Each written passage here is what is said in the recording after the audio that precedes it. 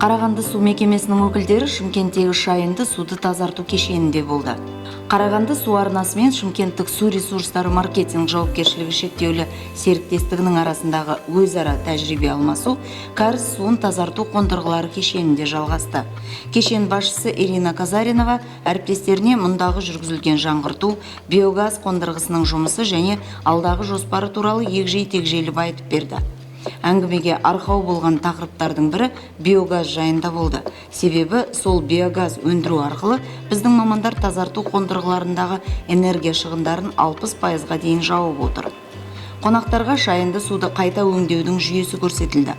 Олар кешен модернизациясын жүргізген польшалық әріптестердің бақылауды қалай жүргізгенін де айтып өтті. Қарағандылық су мамандары кешен аумағындағы барлық маңызды нысандарды аралап көрді. Сұрақтары да көп болды. Айтайын дегенім, шымкенттік мамандардың жұмысты жұмылып бірге істейтіні ұнады. Кәсіби деңгейі жақсы екен. Сауалдарымызға нақты жауаптар алдық.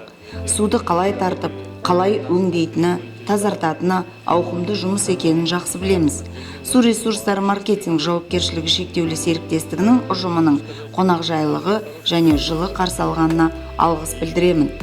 Әрі қарайда тығыз байланыста боламыз деп сенімді айта аламын.